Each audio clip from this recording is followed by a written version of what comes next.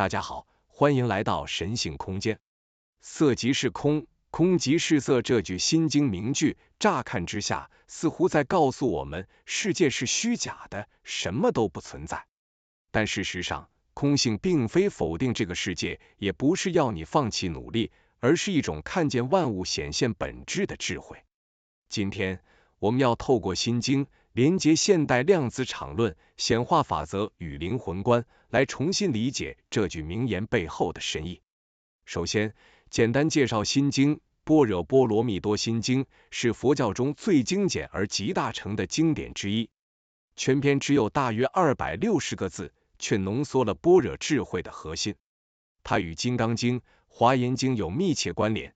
金刚经以对话形式展现一切有为法，如梦幻泡影的空性理念；华严经则以全息宇宙的观点呈现一花一世界、一叶一如来的法界相互依存。心经虽短，却把这些深奥观念压缩成精准的智慧，几句话就能指向整个佛学的宇宙观。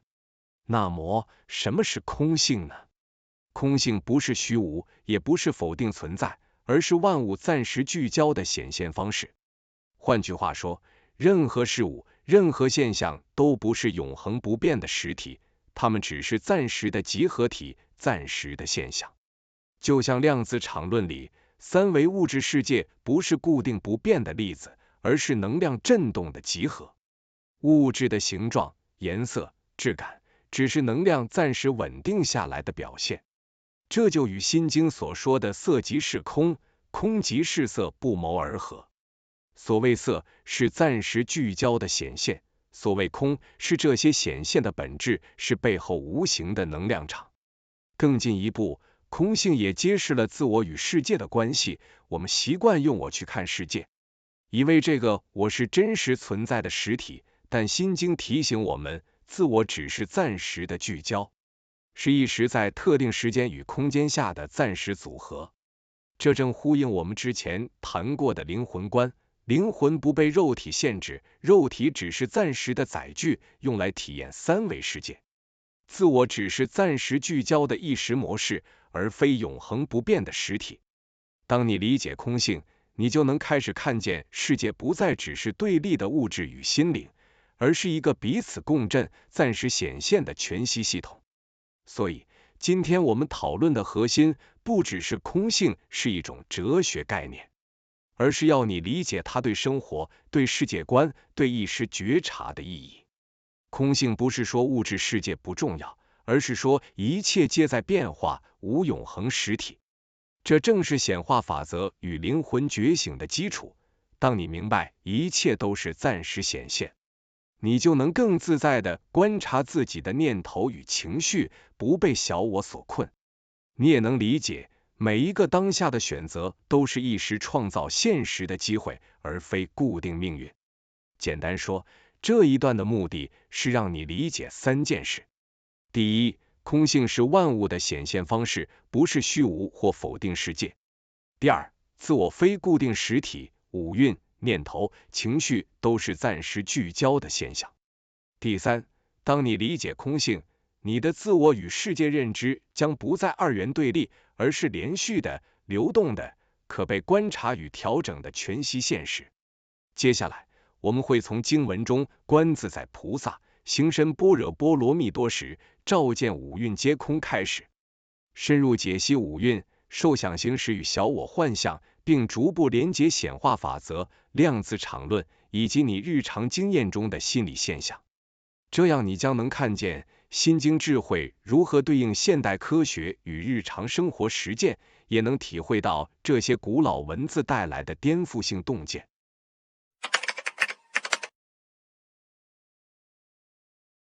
心经开篇最重要的一句话是观自在菩萨行深般若波罗蜜多时，照见五蕴皆空。这里的五蕴指的是色、受、想、行、识，也就是构成我们整个人生经验的5个面向。色是你的身体与物质经验，受是你的感受想，是你的念头行，是你的行为倾向识，是你的意识流。换句话说，你之所以觉得我在活着，我正在经历人生，其实就是五蕴在运作，它们组合成我们的自我感、情绪反应、思考模式与世界观。但心经说，当觉察深入时，你会发现五蕴皆空，它们不是固定不变的实体，而是暂时出现、暂时组合、暂时存在的现象。其中，受这一蕴特别关键，因为它就是我们常说的感受，但却有不同的层次差异。在未觉察的状态下，受是小我心智对世界的情绪反应，它来自过去的记忆、未来的担忧、比较、评价与执着。例如焦虑与期待、嫉妒与爱慕、失落与满足、愤怒与快乐、憎恨与喜爱、恐惧与勇气、骄傲与谦虚。这些感受并不是当下纯粹的体验，而是小我用来翻译或者评价一件事的发生。这种受是被条件制约的，是被时间绑住的，它存在于过去或者未来的线性时间中。因此心经说它是空的，因为它没有固定自性，只是暂时的心理波动，是小我心智产生的幻想。但当你进入觉察与临在的状态时，同样是感受，但是性质却完全不同。这时的感受不再是小我的评价反应，而是灵魂与当下宇宙能量的直接共振。它没有对错，没有比较，没有故事，只有纯粹的体验本身。那是一种当下此刻的频率状态，是你与现实之间最真实的同步讯号。所以关键不是感受是真是假，而是你是在无意识中被小我感受牵着走，还是在觉察中体验真实的感受。当你没有觉察时，受是小我幻象的一部分；当你已经觉察时，受就转化为灵魂的语言。显化大师内维尔·戈达德说过，感受是秘密，就是这层意思。显化并不是靠小我头脑拼命想象，而是来自你内在的频率状态。而这个频率状态最直接的显示器，就是你在当下最纯粹的感受。只是大多数人把小我的情绪反应误认为灵魂的感受，于是越想改变现实，内在却越混乱。当你照见五蕴皆空，你开始明白，念头不是你，情绪不是你，反应不是你，它们只是暂时升起的现象。而心灵作家托勒所说的临在，正是这个状态，你仍然感受，但不被感受绑架；你仍然思考，但不把念头当成自我。这时候，五蕴还在运作，但你已经不再被五蕴定义。这时，你已在更高的位置关照着自己的五蕴。从这个角度来看，五蕴不是要被消灭，而是要被看穿。当它被看穿，它就从小我结构转变为意识体验的工具。如果用现代量子物理做隐喻，五蕴就像量子场中暂时塌缩的波动形态。当没有觉察时，你以为那是固定实体；当觉察出现，你知道那只是暂时显现。于是，你开始从我是这样的人，转变为这是一个正在被经验的暂时现象。而这个转变，正是从小我走向灵魂视角的第一步。当感受不再只是情绪反应，而成为当下频率的觉知时，你就站在一个全新的理解位置。在这里，现象仍在发生，但你与现象的关系已经改变。当你觉察念头与情绪只是暂时现象，不被其支配，自然就放下对结果的执着，这时你就已经自由。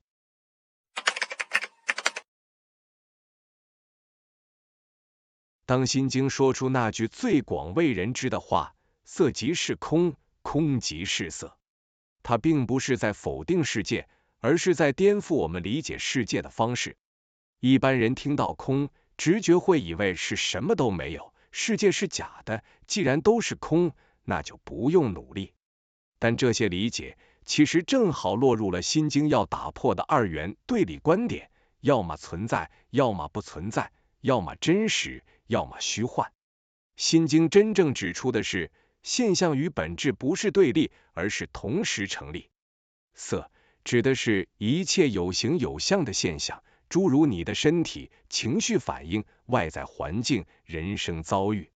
空不是虚无，而是指这些现象没有固定、独立、永恒不变的自性，它们是依条件暂时显现的结果。所以，色即是空不是说物质不存在，而是说物质不是固定实体，而是暂时稳定下来的显现状态。这里可以借用量子场论作为一种现代隐喻来帮助理解。在当代物理学中，科学家发现，宇宙最基础的不是坚固的粒子，而是无形的场。粒子只是场的振动模式，就像海面上的波浪，并不是独立存在的东西，而是整片海的某种动态呈现。这个观点与《心经》所说的色即是空非常接近。你看到的形体其实是更深层本质暂时呈现出来的样子。但《心经》更进一步说，空即是色这一句才是整段经文最关键的反转。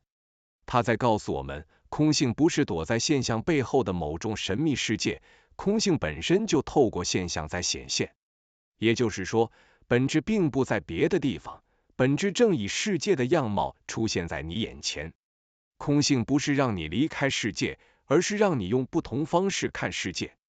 正所谓现山是山，现山不是山，现山还是山，正是这个意思。当你把现象当成固定实体时，你会执着、恐惧、对抗。当你知道现象只是暂时显现时，你仍然参与人生，但不再被它支配。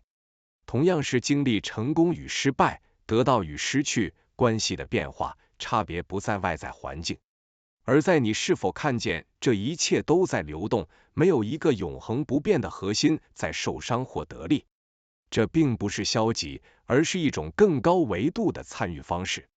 因为当你不再把事物认为固定实体，你就不需要用力抓住它。当你知道空并不是虚无，你也不会逃避世界。你会进入一种全新的创造状态，既全然投入人生，又不被人生所困住。这种状态其实就是佛学所说的中道，也就是在显化过程中不执着结果。因为你知道，所有结果都是暂时显现的形态，而你真正参与的是那个让形态得以出现的创造过程本身。从这个角度来看，色即是空，空即是色，并不是哲学辩论，而是一种观看世界的方式转换。你不再问这是真的还是假的，而是开始理解这是如何显现的。当你的问题改变，你的人生体验就会改变。于是你会慢慢发现，不是世界束缚你，而是你把暂时显现的现象误认为永恒实体。而当这个误认松动时，你就开始真正明白，为什么心经接下来要说受想行识，亦复如是。因为不止物质世界是如此，连心理世界也是如此。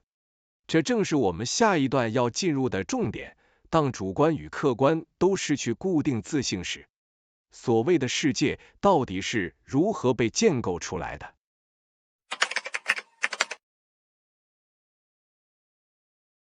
在理解了色即是空，空即是色之后，心经开始进入一连串更颠覆直觉的句子。无眼耳鼻舌身意，无色声香味触法。乍看之下，这像是在否定我们最直接的经验。没有眼睛，没有耳朵，没有身体，没有外在世界的声音与气味。但心经并不是在说这些不存在，而是在指出我们所经验到的世界，并不是宇宙的全貌，而是经过意识与感官系统转移后的版本。换句话说，我们活在一个被建构过的现实。你以为你看见的是世界本身，但实际上你看见的是光波进入眼睛后被大脑转换成影像的结果。你以为你听见的是声音本身，但那只是空气振动被神经系统翻译后的体验。外在世界的原始状态是能量与资讯的流动，而我们的感官系统只能接收其中极小的一部分，再交由大脑拼凑出一个可以生存的版本。所以心经说无眼耳鼻舌身意，是在提醒我们，感官不是通往真实的窗口，而是制造体验的装置。这并不代表世界是假的，而是在说你所认知的世界是意识与感官参与后的结果。而不是一个客观的独立存在，与你无关的背景实体。这里可以用现代量子物理作为隐喻辅助理解。在量子层面，著名的观察者效应指出，观察者的介入会影响测量结果。这并不是在说人类用念力就能瞬间改变宇宙，而是指出观察行为本身就是系统的一部分。同样的，你对世界的经验也从来不是旁观者，而是参与者。于是，主观与客观之间的界限开始变得模糊。世界不再是外在实体与内在观察者的二元结构，而是一个观察与显现同时发生的过程。这正是心经要打破的深层幻觉。我们以为有一个独立存在的我在看一个独立存在的世界，但实际上，我与世界是同一个显现过程中的两个面向。这种理解会彻底改变你对人生事件的诠释方式。当你不再把世界当成绝对客观的存在，你就不会再那么轻易的被外在条件定义。你开始意识到，你所经验到的一切都包含了你的意识参与、你的认知滤镜、你的内在状态。这并不是责怪自己吸引了坏事，而是看见一个更深层的事实。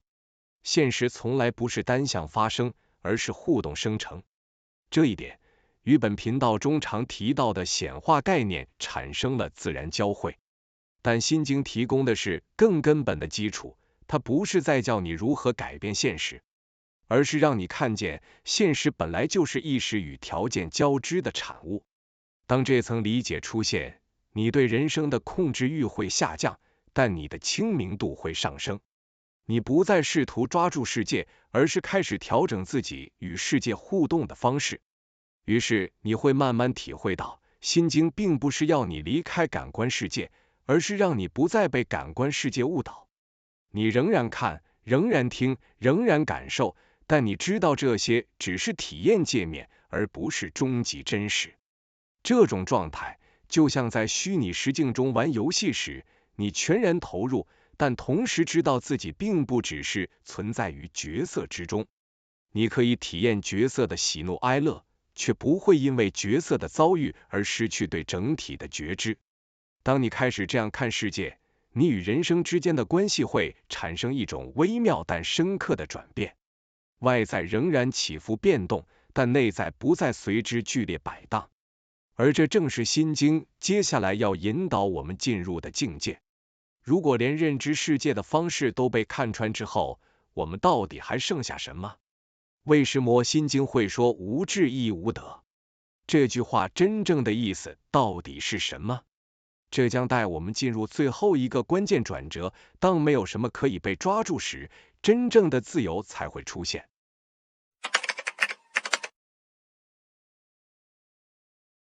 当心经一路拆解到最后，他说出一句听起来最违反直觉的话：无智亦无得。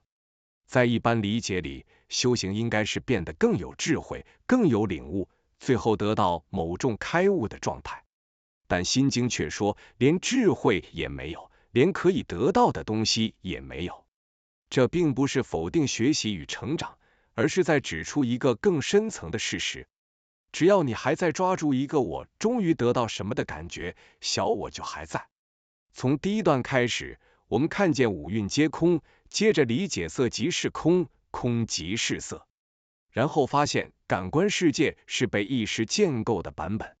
一路走到这里，你会发现一件事，我们一直想抓住的那个真理、答案、终极真相，本身也是小我心智想要确定感的产物。心经不是带你找到一个更高级的实体，而是带你看见没有任何实体可以被抓住。当这个认知真正发生时，并不会让人消极，反而会带来一种前所未有的轻盈。因为你终于不需要再背负，我要变得更好，我要达到某个境界，我要显化出某种结果。这些沉重的心理负担，不是因为这些事情不能发生，而是因为你不再把它们当成定义自己的条件。